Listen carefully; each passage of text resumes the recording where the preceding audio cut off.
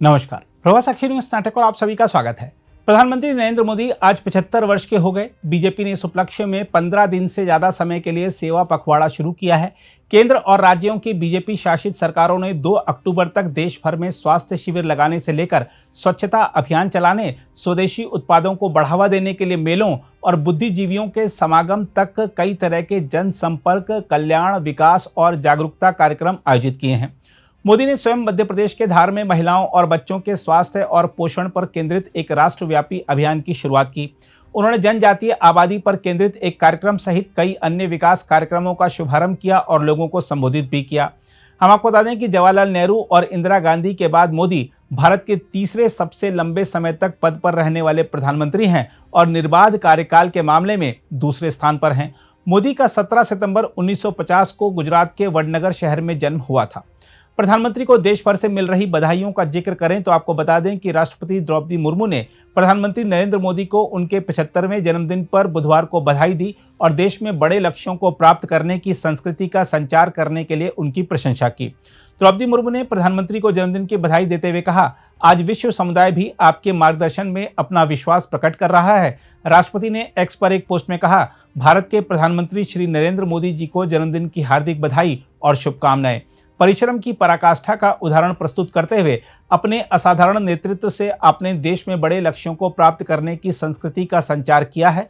उन्होंने कहा, मैं ईश्वर से प्रार्थना करती हूं कि आप सदा स्वस्थ और सानंद रहें तथा अपने अद्वितीय नेतृत्व से राष्ट्र को प्रगति के नए शिखरों पर पहुंचाएं।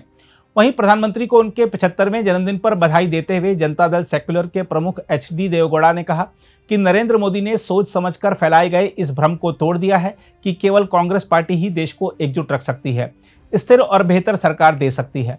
पूर्व प्रधानमंत्री ने भारतीयों में सांस्कृतिक पहचान और स्वतंत्रता की भावना को बढ़ावा देने का श्रेय मोदी को दिया। देवेगौड़ा ने प्रधानमंत्री को लिखे एक पत्र में कहा, मैं आपको जन्मदिन की बहुत बहुत शुभकामनाएं देता हूं।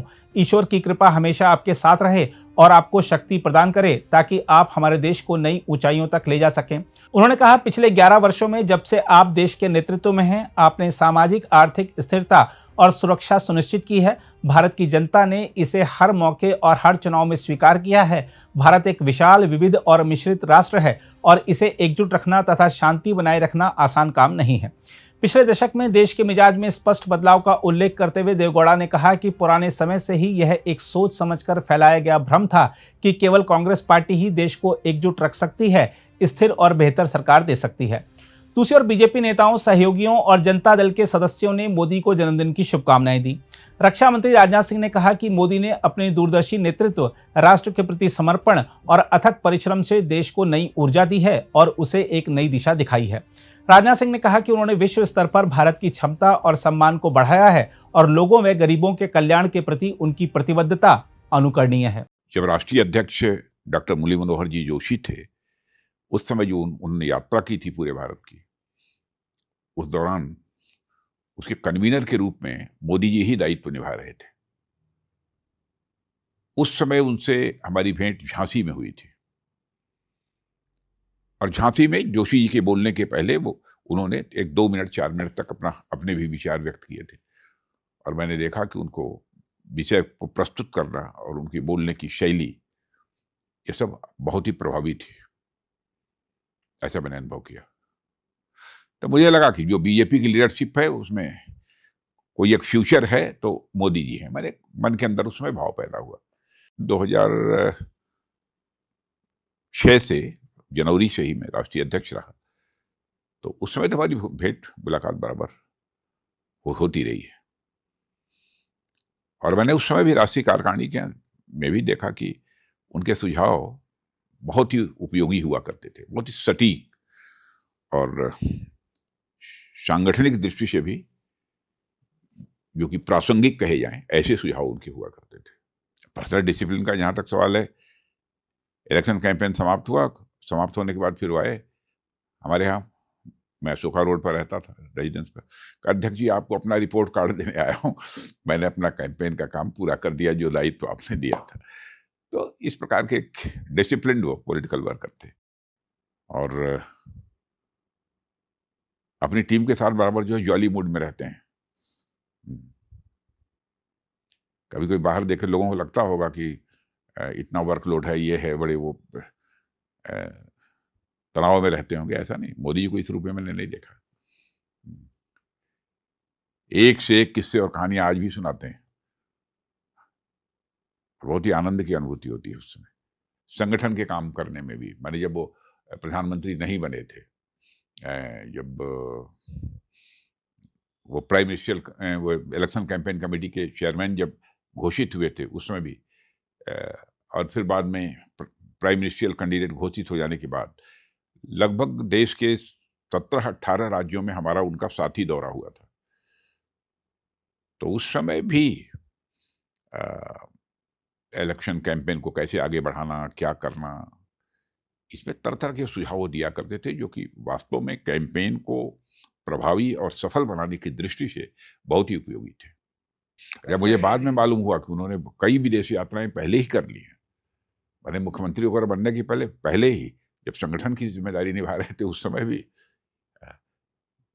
मैंने समाज को समझने की, केवल अपने देश समाज के को समझने की नहीं, बल्कि पूरा विश्व को समझने की एक उनके मन के अंदर हैंकरिंग जिसे कहते हैं, ललक, मुझे लगता है कि बचपन से ही रही है उनके अंदर। फिर दुनिया के कई देशों का बहुत पहले ही उन्होंने दौरा किया है एक सामान्य व्यक्ति के रूप में,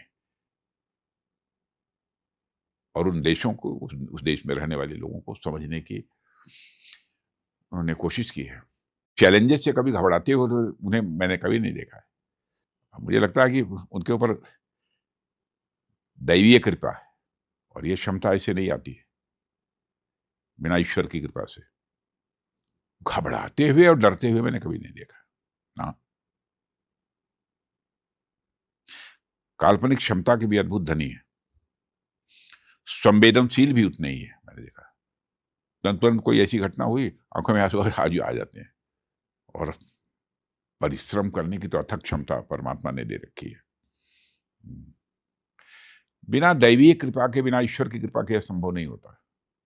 और मुझे लगता है परमात्मा ने उनको कुछ वो सोच समझकर इस धरती पर भेजा है। वहीं बीजेपी अध्यक्ष जेपी नड्डा ने कहा कि प्रधानमंत्री मोदी ने समाज के हर वर्ग की प्रगति के लक्ष्य के साथ आत्मनिर्भर और विकसित भारत के निर्माण के लिए कई परिवर्तनकारी कदम उठाए हैं। उन्होंने कहा कि उनके नेतृत्व में भारत की आध्यात्मिक और सांस्कृतिक विरासत को वैश्विक पहचान मिली है।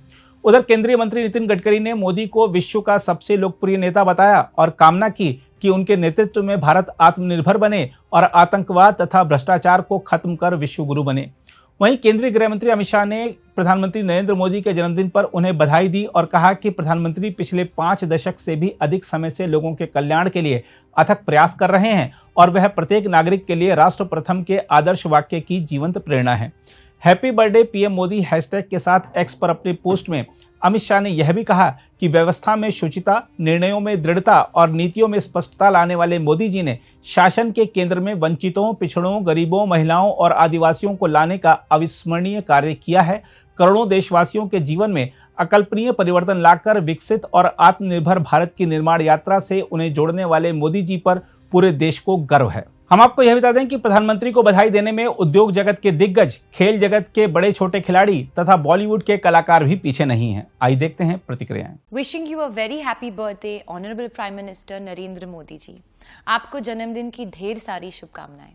May your leadership continue to shape the future of our great nation and lead us toward even more progress. आपकी सेहत, शक्ति और सफलता सदा बनी रहे। हमारे प्रधानमंत्री श्री नरेंद्र मोदी जी की 75वीं सालगिरह के मौके पर उन्हें ढेर सारी शुभकामनाएं। Wishing you a very happy birthday sir. हमारे देश के विकास के लिए जो आपने योगदान दिए हैं वो हमेशा याद किए जाएंगे, और इस खुशी के मौके पर हमारी ये प्रार्थना है ऊपर वाले से कि आपको वो लंबी आयु दे। हमारी ये भी प्रार्थना है कि ऊपर वाला आपको हमेशा शक्ति दे कि आप भारत को हमेशा आगे ले जाएं, उन्नति की ओर ले जाएं, प्रगति की ओर ले जाएं। एक बार फिर ढेर सारी शुभकामनाएं। आज आदरणीय प्रधानमंत्री श्री नरेंद्र मोदी जी के 75वें जन्म दिवस पर मैं उनको अपनी हार्दिक शुभकामनाएं देता हूं। और आपका जो सफर रहा है, जर्नी रही है, जो आपकी कहानी है छोटे से शहर से लेकर ग्लोबल स्टेज तक, वो बहुत ही ज्यादा इंस्पायरिंग है। इस कहानी में आपका डिसिप्लिन, आपकी मेहनत और अपने देश के प्रति डेडिकेशन दिखाई पड़ता है। तो सच तो यह है सर कि 75 साल की उम्र में जो आपकी पेस है, एनर्जी है, वो हम जैसे जवान लोगों को भी पीछे छोड़ देती है। सो मैं दुआ करता हूँ कि आप हमेशा स्वस्थ रहें, तंदुरुस्त रहें, मजबूत रहें और खुशहाल रहें। अगर आप भी लेना चाहते हैं देश दुनिया की तमाम जानकारी तो आज ही सब्सक्राइब करें हमारे चैनल को। साथ ही नीचे दिए बेल आइकन को जरूर दबाएं ताकि हर अपडेट आप तक पहुंच सके।